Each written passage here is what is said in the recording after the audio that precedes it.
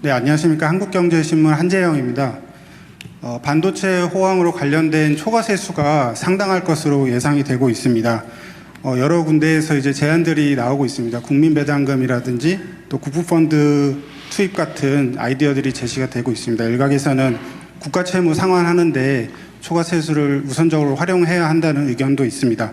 대통령께서 모두 말씀에서 의견을 주시긴 했지만 대통령께서 생각하시는 초과 세수를 가장 효과적으로 사용할 수 있는 방안이 뭐고 또 그것을 고민할 때 가장 큰 원칙이 무엇인지 궁금합니다. 아울러서 기업의 그 초과 이윤단에서 세수가 아닌 기업의 이윤단에서 활용하는 방안에 대해서도 대통령께서는 어떻게 생각하시는지 궁금합니다. 이제 분명하게 좀 구분해야 될 게 우리 한재영 기자께서 말씀해 주신 것처럼 초과 세수의 활용 방안과 초과 이윤의 활용 방안은 완전히 다릅니다. 근데 이걸 잠깐 뒤섞어 쓰는 바람에 좀 혼란이 있었지만 잘 정리해 주셔서 고맙습니다. 우선 좀 쉬운 의제로 초과 세수를 어떻게 활용할 것이냐에 대해서는 논쟁이 많이 있을 수 있습니다. 말씀하신 것처럼 빚을 갚자 또는 뭐 펀드를 조성해서 어떻게 쓰자 뭐 등등이 있을 수 있습니다. 저희도 나름 많은 고심을 하고 있습니다. 그냥 일반적인 세수로 취급해서 그냥 재정 지출을 하는 방법도 있죠. 통상적인 방법이죠. 과거가 그랬죠. 부채의 예를 들면 증가와 관계없이 많이 들어오면 많이 쓰고 적게 들어오면 적게 쓰고 이거는 재정의 역할을 포기하는 행태죠. 바보 같은 짓이다 가장. 형편이 좋을 때는 형편이 나쁠 때를 고려해야 되고 형편이 나쁠 때는 형편이 좋아질 때를 생각하고 하는 게 그게 정책이죠. 그냥 들어오는 대로 다 쓰는 그런 건 정책이 아니라 바보짓이다. 그렇게 하는 경우도 있습니다. 그런데 그래서 일반 세수 취급을 해서 재정 지출로 소진하는 것은 하나의 방법이긴 한데 그건 일단 배제해야 될 것 같고요. 두 번째는 좀 쉬운 방법이 이제 국채 비율을 줄이는 거죠. 그것도 상당한 사람들이 이때까지 국가 부채가 조금 늘어났으니까 갚자. 빚이 없는 게 최고다 이런 생각을 하는 사람들이 있습니다. 근데 빚이 없는 게 절대 진리는 아닙니다. 그게 또 바보 같은 짓 중에 하나인데 현재의 1조 원의 가치와 10년 후에 1조 원의 가치가 비교할 수 있지 않습니까? 그럴 때 현재 1조 원의 가치가 높다면 어떻게 돼요? 뭐 지금은 써야지. 근데 미래의 가치가 훨씬 높다. 그럼 갚아야죠. 나중에 써야죠. 근데 지금은 여러분들 생각하시는 것처럼 또 알고 계신 것처럼 국가의 잠재 성장률이 연간 0.2% 선에서 계속 떨어지고 있어요. 그래서 5년마다 국가의 잠재 성장률이 1%씩 떨어지고 있습니다. 통계가 그래요. 정권이 한번 지나면 잠재 성장률이 1%씩 떨어져 있어요. 지금도 1.5% 이하로 떨어질 걸로 이미 다 계산이 나와 있어요. 그건 뭐 누가 잘못해서가 아니라 그냥 현재 국가 상태가 그래요. 인구도 줄고 예를 들면 노동 생산성도 그렇고 다 숫자상으로 계산이 나와 있죠. 그래서 이 잠재 성장률을 높이는 게 정말로 중요한 과제입니다. 빚을 갚으면 게 올라가냐? 그건 아니죠. 그래서 세 번째가 이제 잠재 성장률 등의 미래에 투자하는 것입니다. 왜냐하면 언젠가는 또 이건 초과세수이기 때문에 예상을 벗어나는 진폭을 벗어나는 초과세수라서 그건 또 없어질 수도 있고 이런 상승도 있지만 하락도 있거든요. 진폭이 있지 않습니까? 그래서 초과세수는 저희 생각으로는 가장 중점적으로는 미래 세대를 위한 또 대한민국의 성장 잠재력을 키우는 방향에 투자를 해야 되겠다. 그렇게 생각하고 있습니다. 그럼 구체적으로 어디다 투자할 거냐?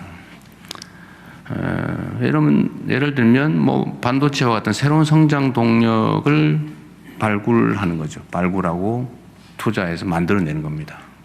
민간이 할 수 없는 그러나 꼭 할 수 있고 또 해야 되는 영역에 대대적인 투자를 할 수 있죠. 또 다음 세대들 특히 청년 세대들이 지금 되게 어려운데 우리가 미래를 위해 투자를 해놓으면 다음 세대들에게 희망을 줄 수가 있겠죠. 농사를 짓는다고 하면 매년 그에 씨 뿌려서 그에 거두는 거 중요하죠. 그러나 나무를 심는 것처럼 내 당대에는 수확이 안 되더라도 30년, 50년, 100년이 지난 다음에 후손들이 쓸 수 있게 뭐 숲을 가꾼다든지 아니면 생산성은 높은 부가가치는 높은 뭐 과수나무를 심는다든지 뭐 이런 걸 할 수 있겠죠. 지금은 미래를 위한 투자를 할 때가 아닌가. 그래서 그게 그쪽 방향으로 집중하고 있다는 말씀을 드립니다. 잠재 성장률 회복에 장기 투자하는 방향으로 중심을 잡고 있다 이렇게 이해해 주면 되겠고요. 초과이윤 부분은 매우 논쟁적인데요. 이번에 아마 여러분들 삼성전자의 영업이익률 배당을 둘러싼 노사 갈등에 대해서 관심이 많으셨을 거예요. 일단은 잘 수습되긴 했는데 이게 이제 우리 사회에 완전히 새로운 화두를 던졌습니다. 사실 우리 기성, 뭐 저도 노동운동에 관심이 많은 사람이고 또 노동자 출신이기도 하고 우리나라 산업 경제 체제를 어떻게 꾸려가야 될지 이제 국가적 결단에 책임을 지는 사람이 됐는데도 그 문제는 정말로 어려운 문제죠. 그런데 우리가 상상했던 것은 회사에 이익이 많이 남으니까 월급 올려달라 그래야지 15%, 20% 올리자 뭐 이런 걸 했는데 영업이익을 나눠 갖자. 우리는 상상을 못했죠. 아주 발랄하지 않습니까? 그런데 이게 잘못된 건 또 아니에요. 이게 새로운 상황이 온 겁니다. 새로운 상황이 도래했어요. 과거에 우리가 기업의 영업이익률은 10% 넘으면 엄청나게 잘 되는 기업이었는데 영업이익률이 50% 넘는 거 다른 나라 보고도 우리가 놀랐는데 영업이익률이 75%를 넘어가고 있어요. 파는 게 다 남는 거예요, 거의 다. 옛날에 전혀 상상조차 할 수 없었던 그런 상황이 도래한 거죠. 어떻게 대응할 것이냐. 그럼 그게 전부 다 개별 기업 것만이냐에 대한 논쟁도 있는 거죠. 노동자들의 기여도 있을 것이고, 뭐 그 회사 투자자들의 목도 있을 것이고, 또 예를 들면 R&D에 대대적으로 투자한 국가의 목도 있을 것이고, 또 어려운 시기에 엄청나게 감세를 해준, 지원을 해준 보조금을 지원한 우리 국민들도 있지 않습니까? 그게 사실은 국민들이 내신 거죠. 세금으로 지원해 준 거, 세금 깎아준 거 이런 거. 그런 것만 해도 수십조 이러잖아요. 이걸 대체 어떻게 할 거냐. 근데 문제는 저도 그 점 때문에 참 고민을 많이 했습니다. 이게 과연 타당한 주장인가? 이게 과연 노동쟁의의 대상이 되는 사안이냐? 이게 소위 경영권에 해당되는 거 아닌가? 노동쟁의 대상이라고 보지 않을 수 있지 않을까? 뭐 이런 고민도 많이 했는데 결론은 못 냈어요. 우리가 앞으로 가야 될, 아마 앞으로 도래하게 될 새로운 사회는 이런 논쟁이 엄청 많아질 겁니다. 그래서 과거에 인공지능세, 로봇세를 도입해서 그걸로 뭐 첫째는 복지를 향상하자는 전통적 주장도 있고 두 번째는 그걸로 유효 수요를 창출하지 않으면 수요가 사라져서 자본주의의 선순환이 불가능해진다. 그러니까 이거를 일정 부분은 우리 국가 공동체가 걷어서 소비 수요를 유지를 하도록 소비자에게 지원해 줘야 된다. 우리 실리콘밸리에서 주장하는 기본소득론이었죠. 이제 그게 이제 현실이 돼가고 있는 거예요. 문제는 우리나라만 먼저 이런 걸 하면 어떻게 되겠어요? 기업들이 다 탈출하는 상황이 발생할 수도 있죠.